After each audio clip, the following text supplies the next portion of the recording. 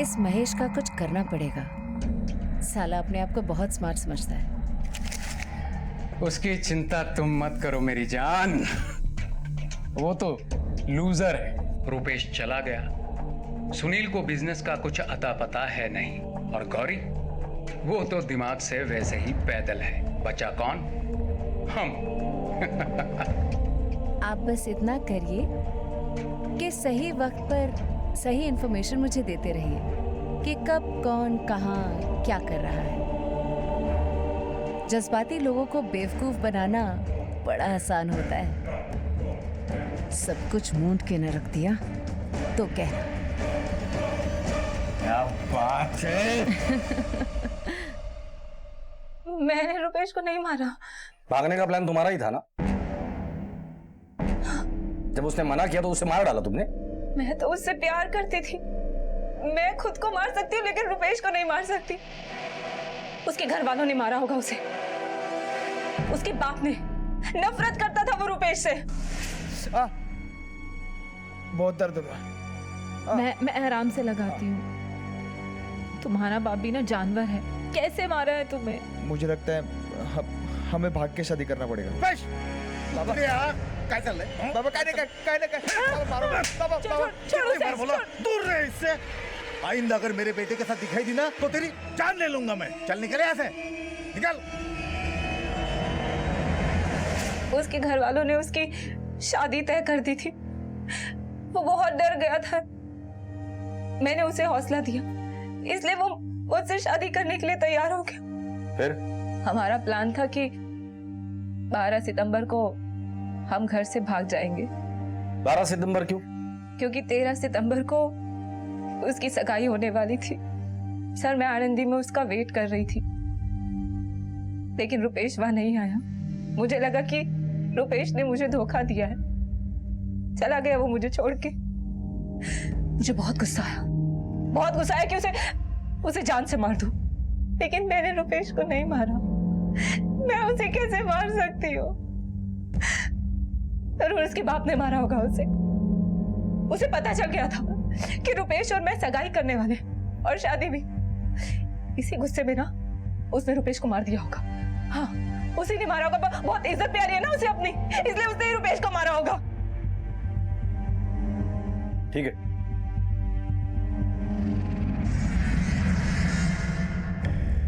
मोरे, हो सकता है ये नलिनी सच बोल रही हो, लेकिन उसके टेम्परामेंट को देखकर लगता है कि वो मर्डर कर सकती है।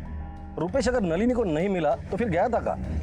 ऐसे मामलों में ये दोस्त काफी मदद करते हैं। उसके दोस्तों को दोबारा से बुला के अच्छे से पूछताछ करो और आनंद में जाके पता करो जो स्टोरी नलिनी ने हमें बताई है उसमें कितनी सच्चाई है। सर, नलिनी रुपेश से पागलों की तरह प्यार करती थी। क्या उसके प्यार का यही पागलपन रुपेश की मौत की वजह बनी थी? क्या रुपेश ने नलिनी का दिल तोड़ा था जिसकी वजह से उसने रुपेश के साथ इतना सब कर दिया? या फिर इस सब के पीछे उसका कोई और ही मकसद था?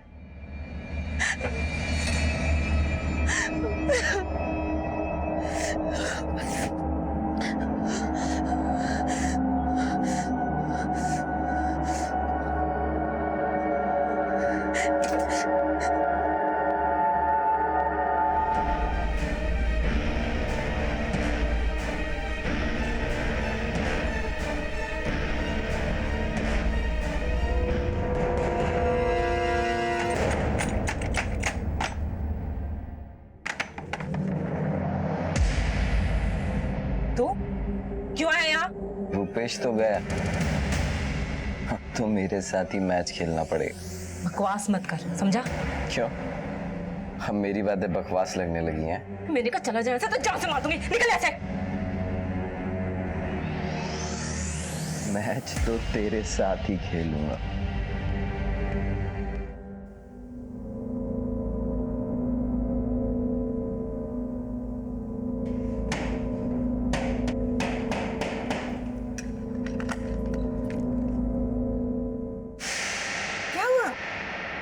रुपेश आया है और तुम सो रही हो। रुपेश, मेरा बच्चा बात करना चाहता है। मेरा रुपेश आया है।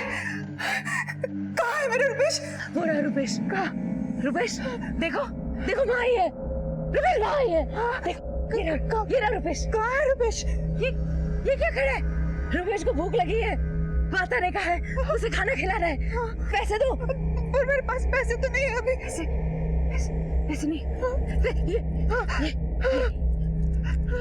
लो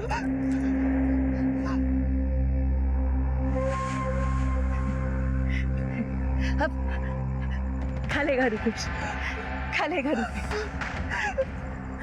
खाना प्रणाम करो प्रणाम करो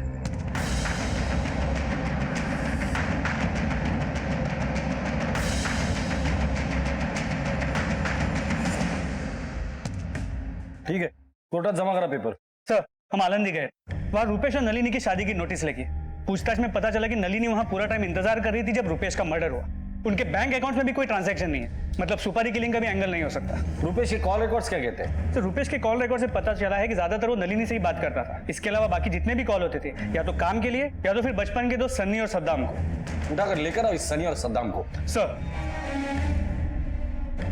रुपेश बहुत अच्छा लड़का था सर, वो एक पढ़ाकू और जिम्मेदार इंसान था। उसको सिर्फ अपने बिजनेस में फोकस करता था। हाँ, लेकिन उसके बड़े भाई को क्रिकेट का शौक था। अगर हम लोग उसके साथ नहीं खेलते थे तो वो हमें मारता था। और जब से रुपेश की लाइफ में नलिनी आई, और नलिनी तो बहुत सनकी किस्म की लड़की थी सर, मतलब रुपेश बेचारा किस्मत का ही मारा था मैं तो बोलूँ सर। घर में जाओ तो उसका बाप सनकी, बाहर और ये नलिनी सनकी। उसका बाप सनकी था मतलब? सनकी बोलेंगे सर, एकदम हिटलर किस्म का इंसान था। बोलो तो जल्लाद था एकदम, साफ बोलो तो। बाबा सिर्फ दोस्त है मेरे। सर जल्दी आइए।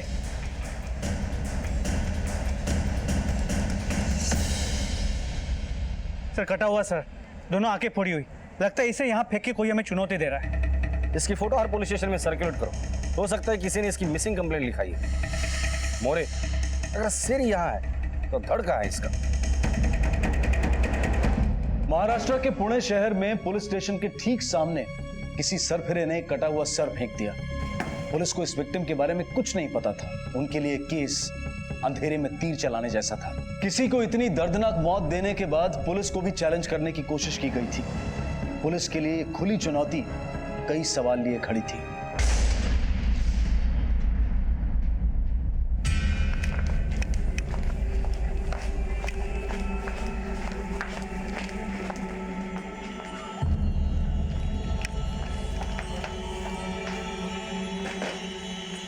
टुकड़े टुकड़े कर देने चाहिए थे उसे, खत्म कर देना चाहिए था उसे। चुप कर, जो हुआ सो हो गया। अब एक शब्द भी मुंह से मत निकालना।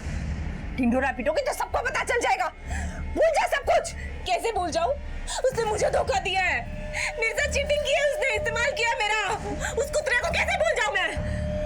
उसकी सारी चीजें खत्म कर दूंगी, जला दी दूंगी, जला के राख कर दूंगी, जला के। नहीं, मुझे धोखा दिया, कुछ जला के राख कर दूंगी मैं, खत्म कर दूंगी सब कुछ, जला के राख कर दूंगी। छोड़ मुझे, मैंने कहा ना छोड़।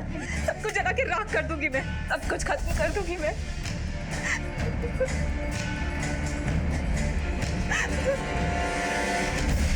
सिर को फोरेंसिक लैब भेज दिया है और स्केच को आसपास के सभी थानों में सर्कुलेट कर दिया। लेकिन कहीं भी विक्टिम के खिलाफ कोई भी मिसिंग कंप्लेंट दर्ज नहीं की गई। सिर के ऊपरी हिस्से में चोट लगी है, आंखें फोड़ दी गई और गला काट दिया। इस तरह का मर्डर तो तभी होता है जब दो लोगों में बहुत पुरानी दुश्मनी हो। लेकिन सबसे पहले हमें विक्टिम को आइडेंटिफाई करना होगा। तो लड़का जवान है या आईवीआर का चक्कर भी हो सकता है। हो सकता है। विक्टिम के फोटोग्राफ्स हर न्यूज़पेपर में सर्कुलेट थे। मोरे, सिर को काट के पुलिस स्टेशन के सामने फेंक कर इस खूनी ने हम पुलिस वालों को चैलेंज किया है। हो सकता है इस खूनी की हम पुलिस वालों से कोई पुरानी दुश्मनी। पता करो, हाल ही में कोई केस दर्ज हुआ था जिसका मुजरिम ये सब कर सकता है सर। और हाँ, खबरियों को काम पे लगा दो। पता करो इस एरिया में या आसपास कहीं लड़ाई झगड़ा मारामारी का वाकया हुआ था जिसके चलते ये मर्डर हुआ है। सर, पुलिस स्टेशन तक लाकर फेंका गया है, मतलब धड़ भी दूर नहीं ले गया होगा। अपनी सर्च टीम को काम पे लगा दो। सर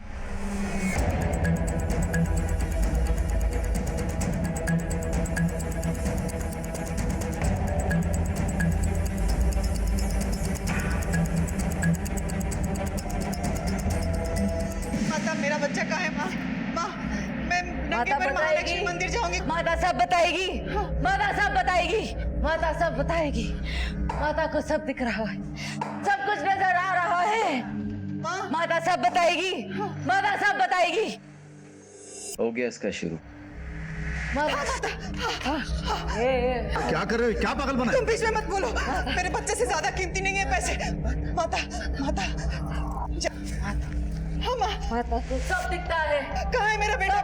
मेरा बेटा कहाँ है माता? वही लड़की है, उसी ने सारा सर्वनाश किया है, बुद्धि भ्रष्ट की है तेरे बेटे की। नलिनी ने सर्वनाश किया है तेरे बेटे का। मेरा बच्चा आ जाएगा मेरे पास। चला गया तेरा बेटा, लेकर भाग गई वो उसे। प्रकाश, गौरी, जितनी जल्दी हो सके ये सब बंद कर देना और किसी को इसके कानों कान खबर नहीं होनी चाहिए। तुम बीच में मत बोलो। माता आप उनकी बातों को ध्यान मत दो। मेरा बेटा आएगा ना? पूर्णिमा को आएगा तेरा बेटा। जय माँ। आधी रात को जब चांद पूरा होगा लौट आएगा, लौट आएगा। माता की जय हो। जय हो। सर आसपास किसी भी झगड़े की कोई खबर नहीं और उस फोटो को भी किसी ने नहीं पहचाना और अब तक उस कटे हुए सर के धड़ का भी कुछ पता नहीं चल पाया है। एक बात समझ में नहीं आ रही, अभी तक विक्टिम के घर वालों ने उसकी मिसिंग कंप्लेंट क्यों नहीं लिखवाई? तो दो चीजें हो सकती है, या तो विक्टिम अकेला रहता होगा, इसके लिए किसी को पता नहीं है कि वो मर चुका है, या फिर ये भी हो सकता है कि किसी पहचान वाले ने ही मारा होगा। ये भी हो सकता है। न्यूज़पेपर का क्या हुआ? सर कल तक फोटो छप जाएगी। एक मिनट के लिए मान भी लेते हैं कि घर वालों ने जानबूझ के मिसिंग कंप्लेंट नहीं लिखवाई, लेकिन दोस्त रिश्तेदार कोई तो होगा जो आगे आएगा।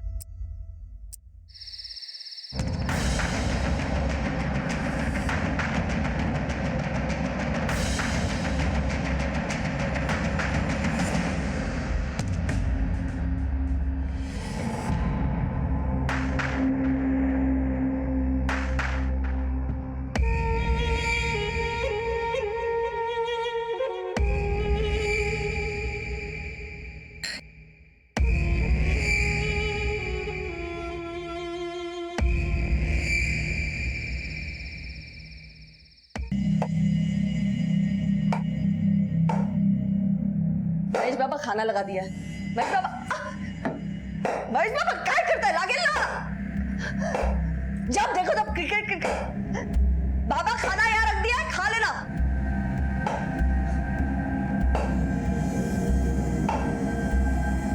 आज तो सही भूख लगी है, चैन से खाऊंगा। रुपेश मेरी बात सुन। बेटा बेटा मेरी बात काय चल रहे तुझे? क्यों तंग करी हो? तू ऐसा कोई काम मत कर जिससे तेरे ऊपर कोई खतरा है। और फिर घर की इज्जत की भी तो बात है। अपने पापा को तू जानता है कितना गुस्से वाला है। और फिर तुझे कुछ हो गया तो मैं कैसे जीऊंगी बता। मेरी बात सुन बेटा। आई टेंशन मत ले, कुछ नहीं होगा। रुपेश आई कुछ नहीं होगा। रुपेश बेटा।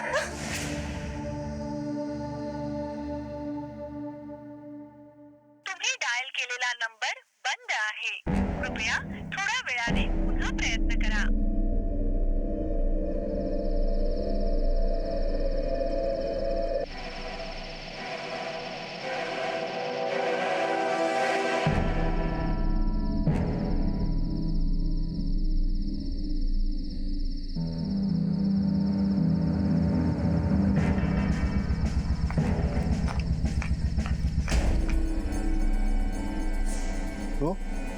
तू क्या करते इकडे? पहले मुझे ये बताओ कि रुपेश का तेरे साथ भागा था ना वो? मेरे साथ भागा था? वो तो मेरे पास आया ही नहीं। तूने क्या छुपाया ना? बता रुपेश का, बता। झूठ मत बोल। बोल तूने क्या किया मेरे रुपेश के साथ? मैं बोल। क्या किया? तेरी इतनी हिम्मत तुम्हें मुझ पे हाथ उठाया? मुझ पे हाथ उठाया? क्या करो? जल्दी करो से। अरे टुकड़ा कर लूंगा, तो जान लूंगा मैं। जानती है मेरे को। छोड़ूंगी नहीं मैं तुझे, समझे? तो अरे ये पागल लड़के, रुक। अरे भैया भैया भैया छोड़ो, जाने दो, पागल है।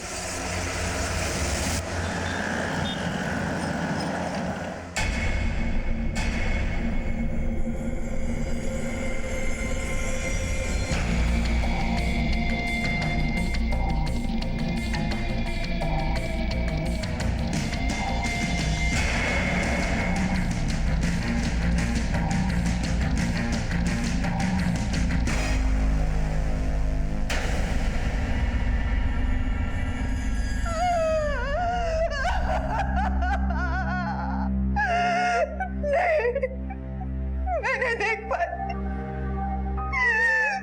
जिस सर को गोद में रखकर सुलाती थी, उसे इस हालत में कैसे देख पाती मैं नहीं देख पाई। हमारा ही बेटा है वो, 2 दिन से लापता था। अगर 2 दिन से लापता था तो पुलिस कंप्लेंट क्यों नहीं की? उस लड़की के साथ भाग के उसने जो समाज में हमारी नाक कटवाई, पुलिस में कंप्लेंट कर और इज्जत का फालूदा नहीं करना था हमको। उसको मार दिया। हम क्यों मारेंगे उसे? हमारा तो जिगरी यार था सर, वो भाई जैसा था सर, हम क्यों मारेंगे उसको? ठीक है, जाओ तुम, जरूरत पड़ेगी तो दोबारा बुला लूंगा। नजर रखो इन पर। लेकिन सर एक बात गले से नीचे नहीं उतरती। गर्लफ्रेंड के कहने पे कोई अपने दोस्तों से बात करना क्यों छोड़ेगा?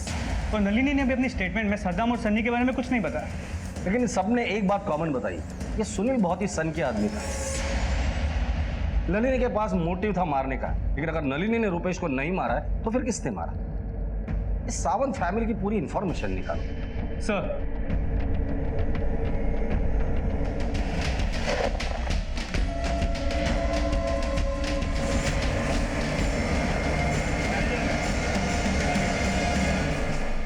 तो सुनील साहब ने पूरी प्रॉपर्टी और ये फैक्ट्री रुपेश दादा के नाम कर दी थी, तो वो उसे क्यों मारेंगे? वो तो महेश ही उनके हाथ लड़ते रहता था। अरे एक नंबर का निकम्मा है तू। काही काम करायला नको, दिवसभर नुसतं क्रिकेट खेळायला पाहिजे। फैक्ट्री के सारे वर्कर की तेरे खिलाफ कंप्लेंट है। आज के बाद तुम इस फैक्ट्री में कदम नहीं रखोगे। आज के बाद फैक्ट्री का सारा काम रुपेश देखेगा। सर ये सरासर गलत है। रुपेश तो सुनील की जान था।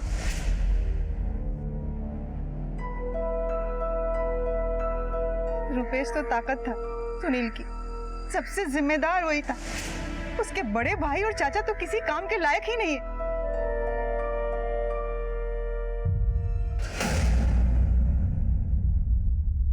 ये सुनील शॉर्ट टेम्पर और गुस्से वाला आदमी था, और उसका गुस्सा रुपेश और नलिनी के अफेयर को लेकर था।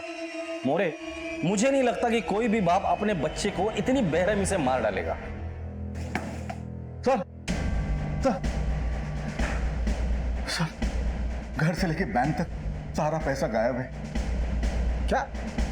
कब हुआ ये सब? रुपेश की जिस दिन एंगेजमेंट थी उससे एक दिन पहले। इसका मतलब रुपेश अपने घर से कैश और ज्वेलरी लेकर भागा है। ठीक है, आप जाइए, हम इन्वेस्टिगेट करते हैं। लेकिन सर, आप जाइए, हम इन्वेस्टिगेट करते हैं। जाइए प्लीज। मोरे, ये कैश और ज्वेलरी गायब होने से इस मर्डर केस की दिशा ही बदल गई है। एक बात तो कंफर्म है कि नलिनी जानती थी कि रुपेश कैश और ज्वेलरी लेकर भाग रहे हैं। हमारा प्लान था कि 12 सितंबर को हम घर से भाग जाएंगे। तो हो सकता है कि नलिनी ने रुपेश के कैश और ज्वेलरी लूट ली और उसे मार डाला। ये भी तो सकता है कि सुनील झूठी कहानी बना रहा है। हो सकता है, लेकिन एक बात कंफर्म है कि ये मर्डर प्यार और इज्जत के लिए नहीं बल्कि पैसों के लिए हुआ है। एक काम करो, बैंक में जाके इन सबके बैंक स्टेटमेंट निकालो तुम। सर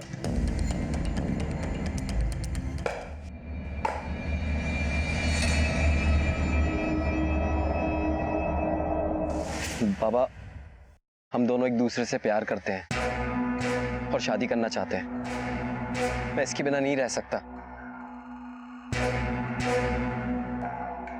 दो कौड़ी की लड़की के साथ तुम शादी करोगे? बाबा प्लीज। तुम्हारी इतनी हिम्मत कि तुम ये कचरा यहां तक लेके आए? बाबा आप मुझे कुछ भी बोल लीजिए। समाज में हमारा एक स्टेटस है, हमारी बिरादरी के लोग ऐसी लड़कियों के साथ शादी नहीं करते। तुम करोगे शादी इसके साथ? देखा? देख। सर ये देखिए, स्टेटमेंट के हिसाब से पूरे पैसे रुपेश ने ही निकाले और यहाँ एक चेक से 1 लाख रुपए महेश के अकाउंट में ट्रांसफर किए गए। रुपेश ने महेश को इतने सारे पैसे क्यों दिए? इस बड़े बेटे की तरफ तो हमारा ध्यान ही नहीं गया। पता करो ये करता क्या है। मुझे तो लगता है ये सावंत फैमिली जैसे दिखती है वैसे है नहीं। महेश और रुपेश के बारे में ये फैमिली वाले ने तो बता दिया, अब बाहर वालों से पूछताछ करते हैं। ये सनी और सद्दाम दोबारा बुला लो सर। और हाँ, आसपास के जितनी भी ज्वेलरी शॉप है उन सबको अलर्ट कर दो। जिसके पास भी ज्वेलरी है वो बेचेगा जरूर। सर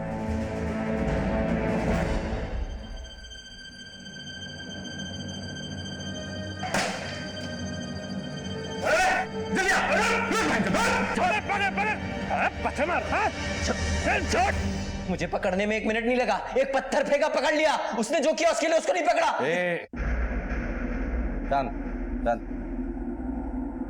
पुलिस में पत्थर मारने का बहुत शौक है ना तुझे? क्रिकेट में क्या करता था? बैटिंग। चल आज हम लोग बॉलिंग डालेंगे, तू बैटिंग कर। रुपेश को क्यों मारा? मारना चाहता था लेकिन मारा नहीं। आंख फोड़ दी उसने मेरी।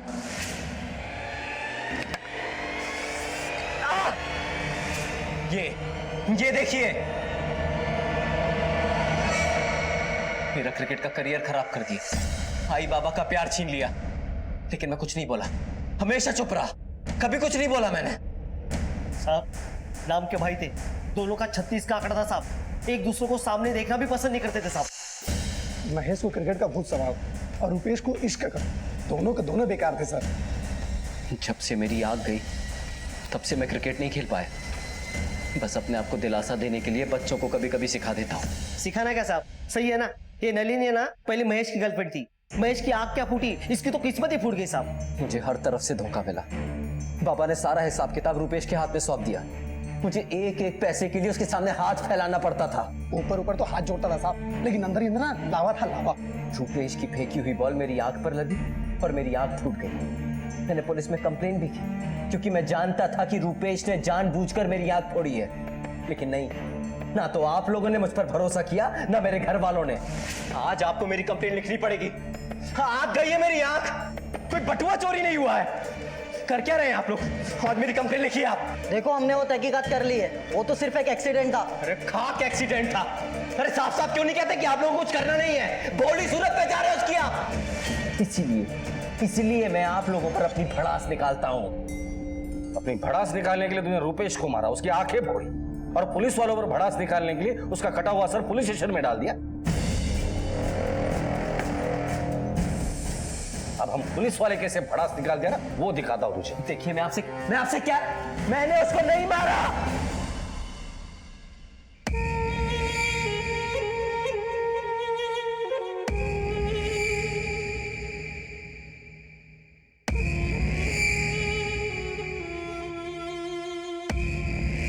रुपए से तुम जलते थे और गुस्से में आकर तुमने उसे मार डाला, सच है या नहीं? मैंने उसको नहीं मारा, उसने तेरी आंख फोड़ी थी, तेरा क्रिकेट करियर बर्बाद किया था। मैं आपसे कह रहा हूँ मैंने उसको नहीं मारा। तेरे बाप ने सारा बिजनेस उसके हाथ में दिया था, सारा पैसा उसके हाथ में था, भिखारी की तरह तुझे पैसे मांगे। हाँ, भिखारियों की तरह पैसे मांगता था मैं उससे, भिखारी बना दिया था उसने मुझको।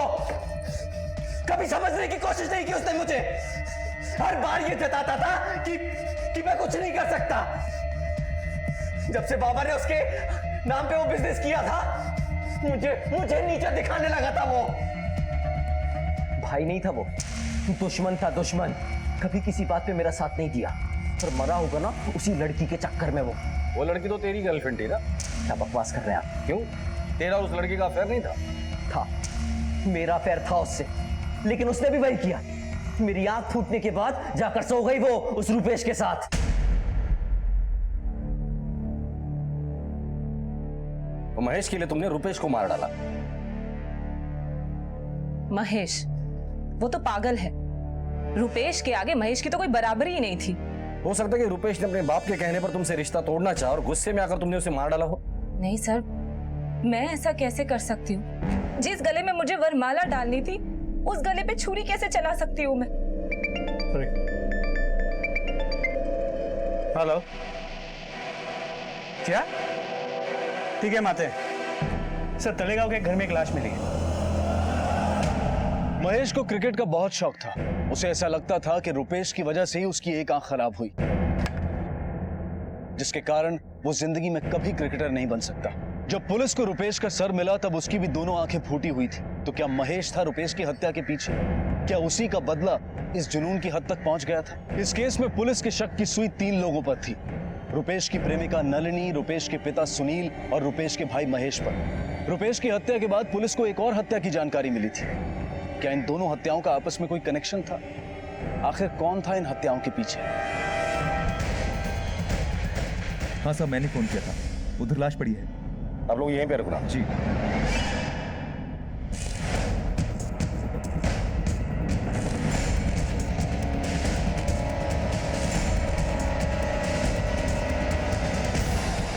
ये तो सनी है।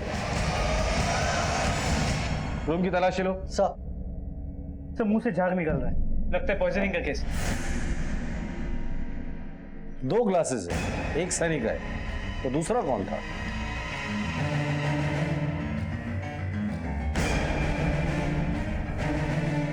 मोरे, पहले रुपेश का मर्डर होता है, फिर सनी का। मुझे लगता है कि किसी ने सनी पर नजर रखी हुई थी। जैसे वो हमारी कस्टडी से बाहर निकला उसे मार दिया। ये रुपेश का मर्डर और सनी का मर्डर है, एक दूसरे से कनेक्टेड तो नहीं। बॉडी को पोस्टमार्टम के लिए भेज दो। सर मुझे ड्रॉअर में इतने सारे मोबाइल मिले हैं, पर किसी में भी सिम कार्ड नहीं है।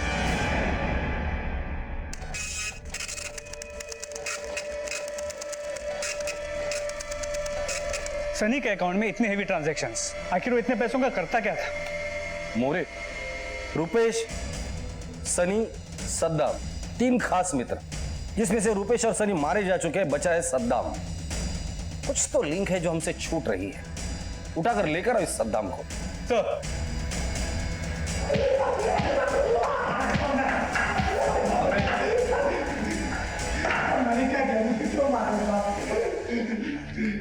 सनी के बारे में उसके पास इतना सारा पैसा कहां से आता था और करता क्या था?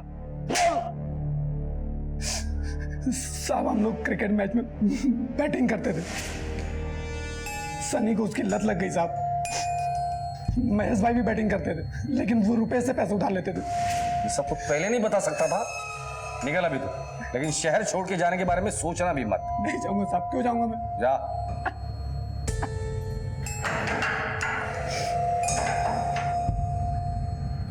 मोरे, इस सनी ने किन किन लोगों से कितने कितने पैसे लिए इसके डिटेल निकाल। और मोबाइल, उसके पास इतने सारे मोबाइल थे, पता करो ये एक ही सिम कार्ड यूज करता था या अलग अलग सिम कार्ड थे। अगर अलग अलग सिम कार्ड है, उन सारे सिम कार्ड के कॉल रिकॉर्ड्स निकालो। सर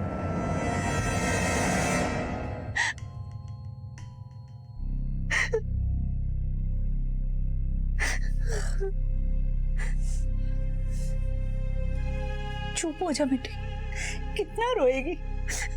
तेरे आगे पूरी जिंदगी पड़ी है, आगे की भी तो सोच। होने को कौन टाल सकता है? मत रो इतना, मत रो बेटा, मत रो। तो सनी ने बहुत लोगों से पैसे उधार लिए हुए और सभी उससे पैसे वापस मांग रहे। सरप्राइजिंग बात यह है कि उसने सभी को 15 सितंबर की तारीख दी थी पैसे वापस करने के लिए, रुपेश के मर्डर के ठीक 2 दिन बाद। मुझे महज इत्तेफाक नहीं हो सकता। सनी को पता था कि रुपेश और नलिनी शादी करने के लिए घर से भागने वाले और उनके पास कैश और गहने हैं। सनी ने प्लान बनाया, रुपेश को मारा, कैश और गहने लेकर भाग गया। उसके बाद सनी ने भी सुसाइड किया। लेकिन सवाल ये पैदा होता है कि वो कैश और जेवर है कहाँ? ये ऐसा तो नहीं कि इस केस का मास्टरमाइंड कोई और ही है।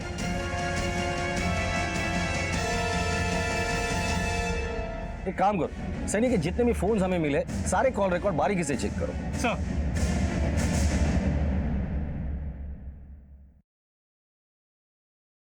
सर सनी के नाम पे जो 8 नंबर्स मिले हैं, उन सभी के कॉल रिकॉर्ड्स, इनमें से जो लेटेस्ट नंबर है उससे आखिरी कॉल रुपेश को किया गया है, वो भी ठीक उसी दिन जिस दिन वो गायब हुआ। सर एक सरप्राइजिंग बात और है, इन सभी नंबरों से एक नंबर पे लगातार बातचीत हुई है। किसका नंबर है?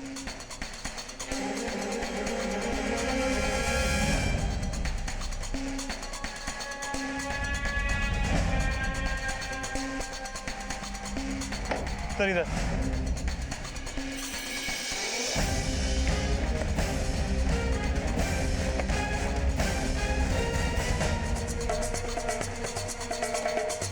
क्या तो ताला लगा हुआ है?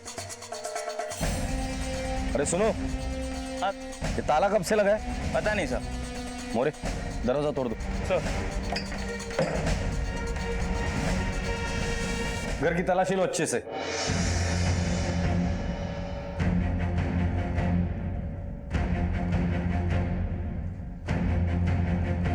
सर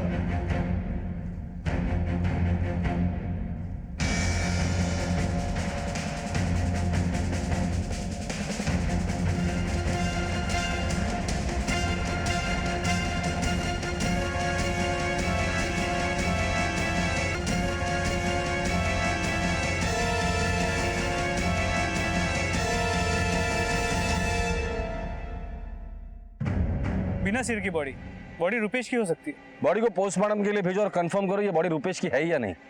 मोरे, अगर ये बॉडी रुपेश की है तो कुछ कुछ बातें मुझे क्लियर हो रही है। सर एक मिनट। हेलो, क्या? ठीक है, तुम उसे उलझाए रखो, हम अभी आते हैं। तो ज्वेलरी शॉप से फोन था, कोई ज्वेलरी बेचने है। अरे मैम मैं कह रहा हूँ ना, 2 मिनट तो रुकिए ना, टंच का रिपोर्ट आने दीजिए ना।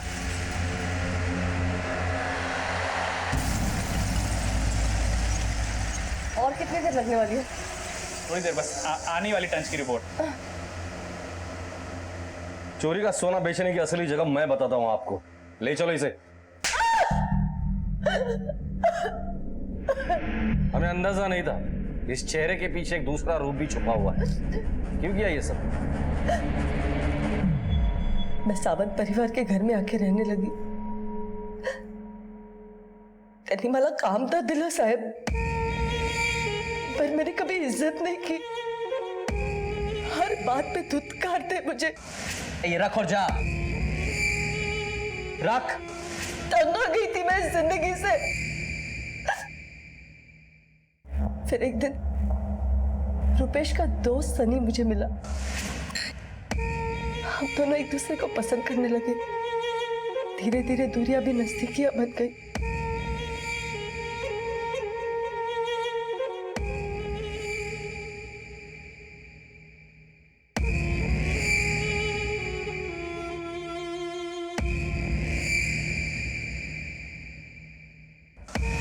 हम दोनों ही हालात के मारे थे सर। पैसे पैसे होते हमारा अपनी जिंदगी जीने के लिए। सनी रुपेश का जिगरी दोस्त था। उसे पता चला कि रुपेश नलिनी के साथ भाग के शादी करने वाला है और उसने बैंक से सारे पैसे और घर से सारे जेवरात ले लिए। बस फिर क्या, हमने भी प्लान बनाया। सनी ने रुपेश को फोन किया आनंदी जाने के बहाने। अरे यार रुपेश कुठे होता तू? चल लवकर चल यार। चल भाई जल्दी चल। चल लवकर।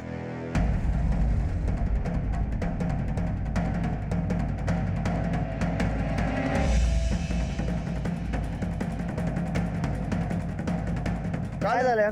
कार्बोरेटर का नाटक होगा यार। देख देख जल्दी देख। देखना जल्दी करना। हाँ हाँ बघतो थांब जरा।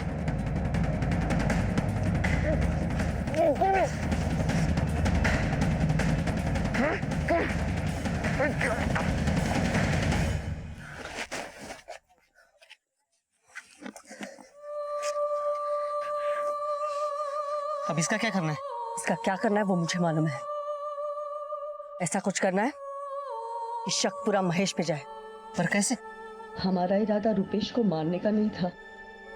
रुपेश ने हमें पहचान लिया था और घबरा गया, इसलिए हमने उसे मार दिया और उसकी लाश को फेंकवा दिया। रुपेश के मरने के बाद हम अपने बचने की तरकीब सोचने लगे। सर मुझे महेश को फंसाना था, इसलिए मैंने रुपेश की आंखें फोड़ दी और सनी से कहकर सर पुलिस स्टेशन में फेंकवा दिया था ताकि महेश पकड़ा जाए और मेरा बदला पूरा हो जाए। वैसे भी महेश से मेरे बेइज्जती का मुझे बदला तो लेना ही था। सनी को क्यों मारा? सर सनी उस हादसे के बाद बहुत डर गया था और जब वो आप लोगों से मिलके गया तब वो मुझे आके धमकाने लगा था। देखा, मैंने बोला था तेरे को, लेकिन तू मेरी बात सुनती नहीं है। देख पुलिस अपने पीछे पड़ी है, सुन रहे तू? बाहर की खाल खींच रही है पुलिस। देख भैया अपना बचना मुश्किल है, फांसी पे जाएंगे फांसी पे। वो कुछ नहीं, अपन सरेंडर कर देते हैं। हाँ पहले मैं सरेंडर कर देता हूँ, ठीक है? सुन रहे तू? क्यों इतना टेंशन ले रहे हो? खुद को संभालो। हम सरेंडर कर देंगे पुलिस के पास, ठीक है? शांत हो जा।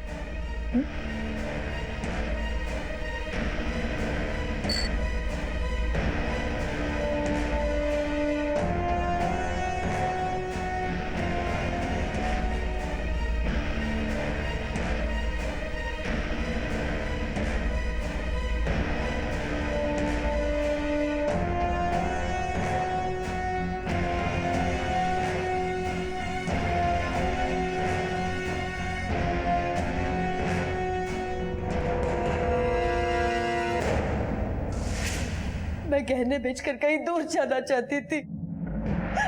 जो लोग स्वार्थ और लालच में आकर ऐसा घिनौना काम करते हैं ना, उनके कर्मों की सजा उन्हें मिलती जरूर है।